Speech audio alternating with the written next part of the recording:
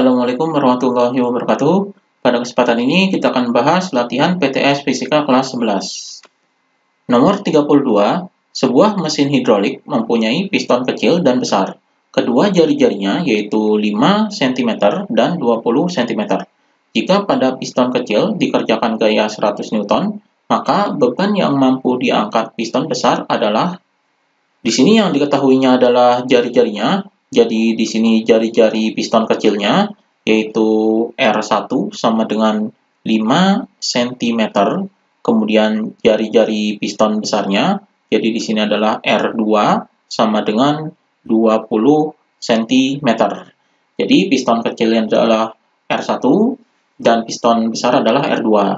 Kemudian pada piston kecil dikerjakan gaya 100 Newton, berarti di sini adalah F1-nya yaitu sama dengan 100 Newton. Jadi ini F1 adalah pada piston kecil. Jadi piston kecil adalah 1 dan piston besar adalah 2. Kemudian yang ditanyakan adalah beban yang diangkat piston besar.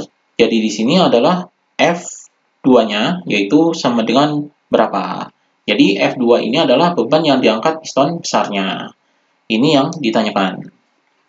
Di sini untuk mencari F2 ini atau beban yang diangkat piston besar ini, kita menggunakan rumus dari hukum Pascal, yaitu P1 sama dengan P2.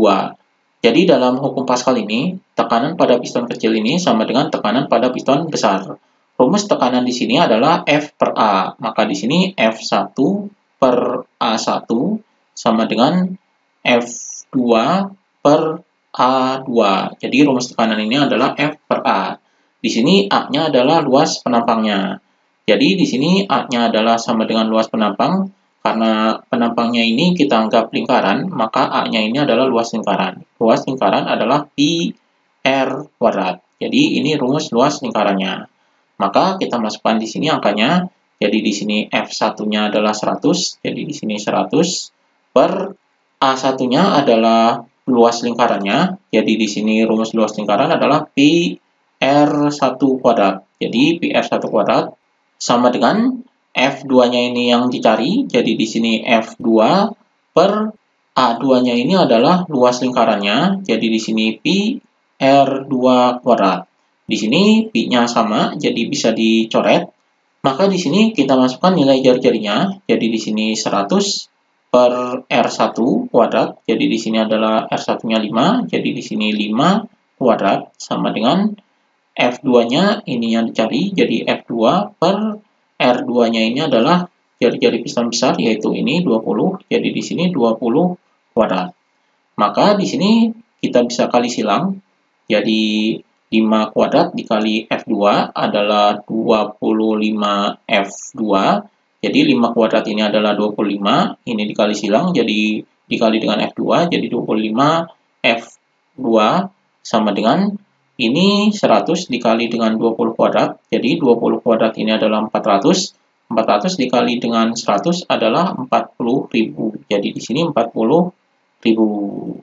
Maka F2 sama dengan 40.000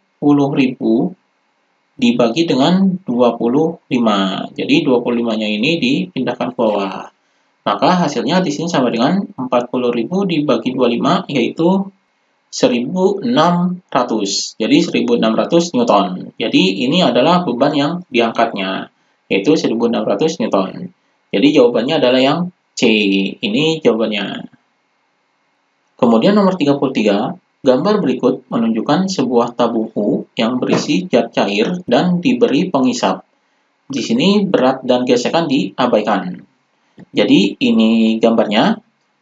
Agar pengisap tetap seimbang, maka berat beban F2 yang harus diberikan adalah, jadi di sini yang diketahuinya adalah F1-nya, jadi di sini F1 sama dengan 20 Newton, kemudian di sini A1-nya, jadi A1 sama dengan 30 cm kuadrat, kemudian di sini A2-nya, jadi A2 sama dengan 900 cm kuadrat.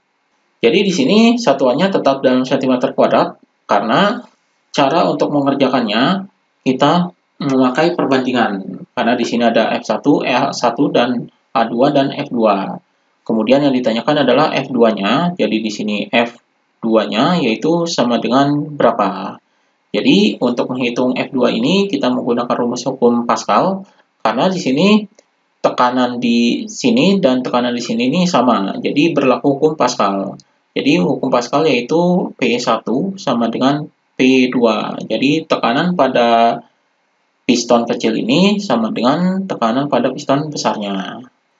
Jadi di sini P1-nya rumusnya adalah F per A, jadi F1 per A1 sama dengan P2 ini rumusnya adalah F2 per A2. Jadi ini rumus dari hukum Pascal. Kita masukkan angkanya, di sini F1-nya adalah ini, jadi di sini 20 per A1-nya adalah ini 30 sama dengan F2-nya ini adalah yang dicari, jadi F2 per A2-nya adalah ini 900. Maka F2 sama dengan, jadi di sini 900 bisa dipindah ke sini, jadi di sini 20 dikali 900 per ini adalah 30, jadi di sini 30. Jadi F2-nya adalah perhitungannya seperti ini, karena di sini 900-nya bisa dipindah ke sini, dan 30-nya ini tetap karena F2-nya ini yang dicari. Jadi di sini 20 dikali 900 adalah 18.000 per 30. Ini nolnya bisa dicoret 1. Jadi di sini 18 dibagi 3 hasilnya adalah 6. Maka di sini F2-nya adalah 600 Newton. Jadi ini F2-nya yaitu 600 Newton. Jadi jawabannya adalah yang C. Ini jawabannya. Kemudian nomor 34, perhatikan gambar di bawah, ini gambarnya. Air raksa pada bejana berhubungan mempunyai selisih 2 cm.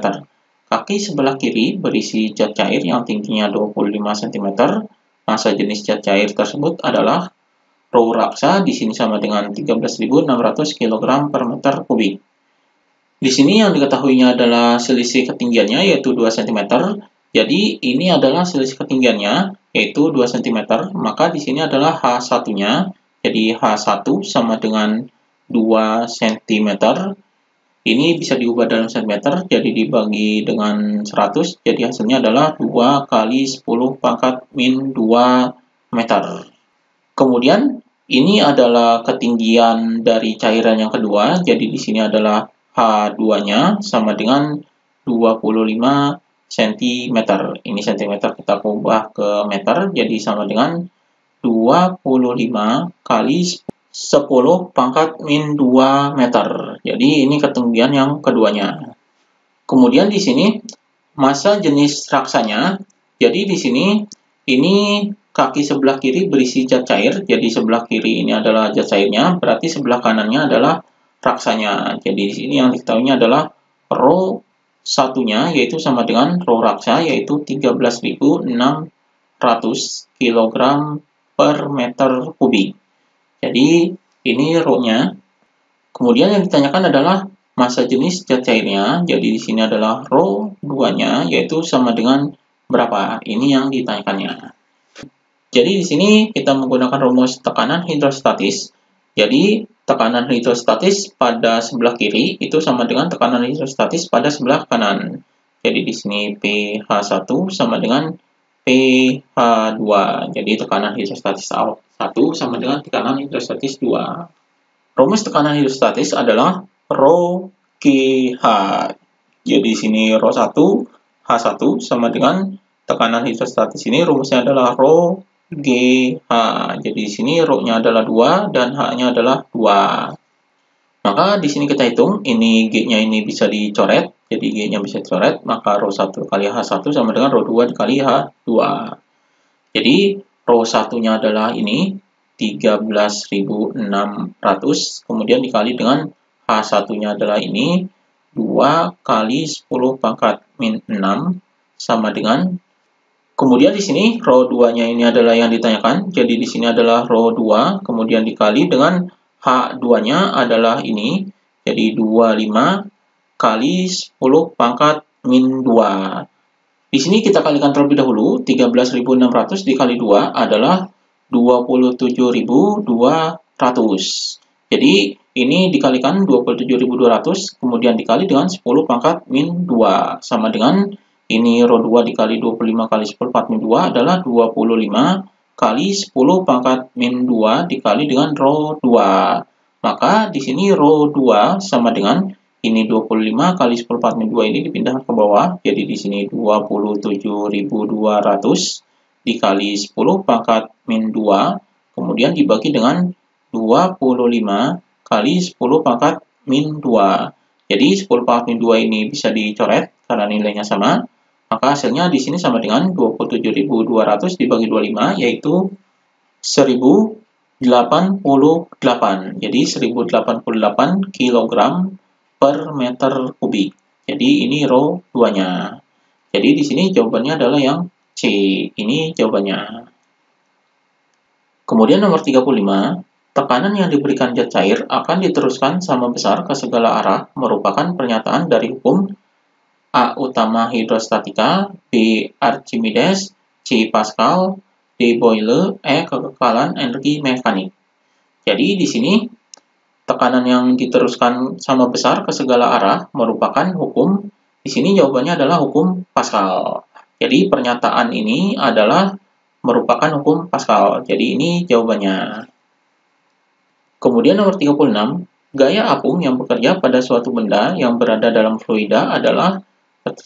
Sebanding dengan massa jenis zat cair, 2. Sebanding dengan massa jenis benda, 3. Sebanding dengan volume benda yang masuk pada zat cair, 4. Sebanding dengan massa benda. Dari pernyataan di atas yang benar adalah di sini kita analisis rumusnya. Jadi rumus dari gaya apung ini yaitu FA sama dengan rho VG. Jadi ini rumus dari gaya apung. Di sini rho-nya adalah rho cairannya, kemudian di sini adalah volume benda yang tercelup. Jadi volume benda yang tercelup, kita anggap benda yang tercelup ini tercelup seluruhnya, maka di sini adalah volume bendanya. Jadi di sini yang pertama sebanding dengan massa jenis zat cair.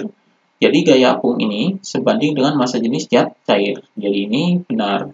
Kemudian sebanding dengan massa jenis benda. Jadi di sini gaya apung ini sebanding dengan massa jenis cair. Berarti ini adalah salah. Jadi tidak sebanding dengan massa jenis benda. Karena di dalam rumus ini tidak ada massa jenis bendanya. Kemudian 3, sebanding dengan volume benda yang masuk pada zat cair. Ini pernyataan ini gaya apung ini sebanding dengan volume. Jadi volume bendanya ini tercelup ke dalam air. Berarti ini adalah jawabannya benar. Kemudian yang keempat, sebanding dengan massa benda. Di sini kita lihat dalam rumus gaya apung ini tidak ada massa benda. Berarti di sini adalah salah. Jadi jawaban yang benar adalah 1 dan 3. Jadi jawabannya adalah yang B. Ini jawabannya. Demikian pembahasan PTS Fisika.